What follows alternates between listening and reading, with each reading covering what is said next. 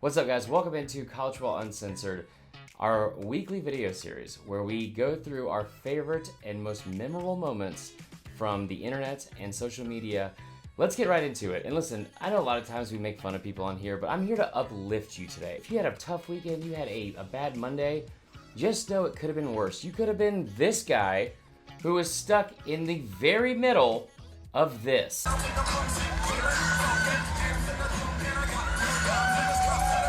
One thing we love about college football is the pageantry and the tradition, and there's no bigger tradition in all of football, I think, than Jim Harbaugh disappointing his fan base, and then also white people pretending that jumping is actually dancing. I've been hungover at a 1-year-old's birthday party before. This seems like significantly worse. You're gonna get a contact high for cholesterol just from being around these people.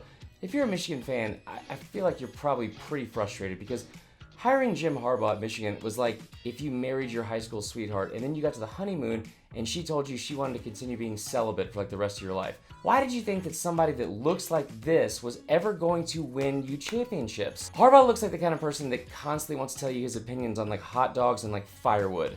You know, usually I would agree that Big Ten schools are smarter than the SEC, and that was until today when I saw the worst TED Talk I have ever seen. To be quite honest with you, I understand there's 40,000 experts on Twitter that can call plays for me, so my email address is #I don't care.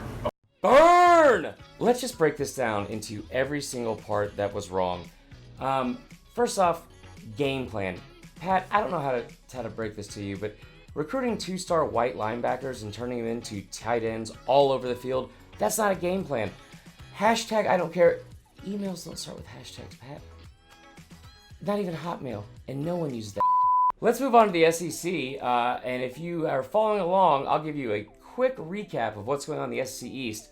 This weekend, Georgia continued their dominance and also not only beat Notre Dame on the field, introduced an entire space-themed laser light show in Athens, Georgia. Here come the third-ranked Georgia Bulldogs. Yeah, pretty incredible. Pretty incredible. Meanwhile, this happened at Tennessee. Nothing here. A missed opportunity for Tennessee. Nothing here. A missed opportunity for Tennessee. What really concerns me about Tennessee is that we're getting dangerously close to Tennessee fans wishing that Butch Jones was still their head coach. And I mean, guys, a champion of life with a 5-star heart, I bet they know how a telephone works.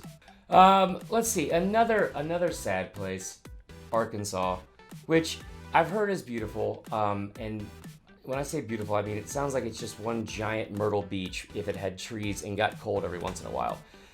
This weekend, Arkansas lost to San Jose State. The same San Jose State that had one win all of last year.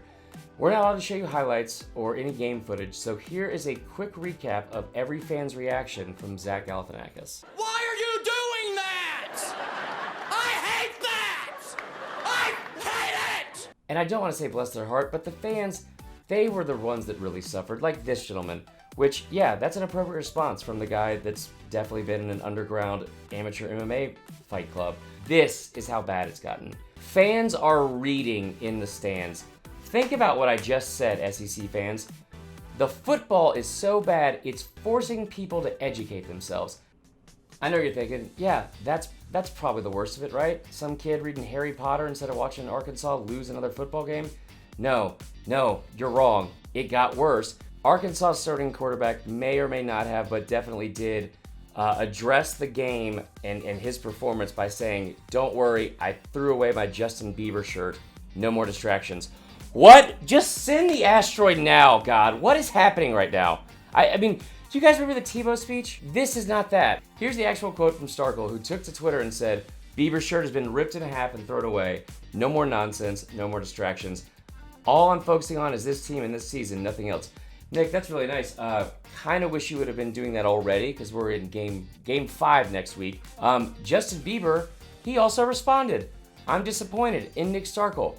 Justin Bieber is disappointed in you. Justin Bieber once got a monkey and abandoned it in a foreign country, y'all. Think about that. You know what he didn't do?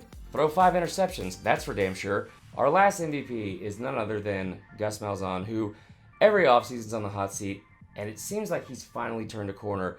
And that corner is basically him just giving 2 giant middle fingers to anyone in his way, because new Gus around, guys. I'll just say it. Here he is being an absolute psychopath this weekend in College Station.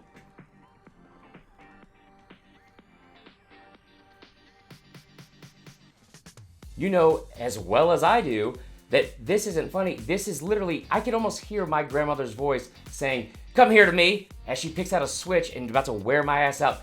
Gus Malzahn is a psychopath, and I love it, guys. That is all for this week.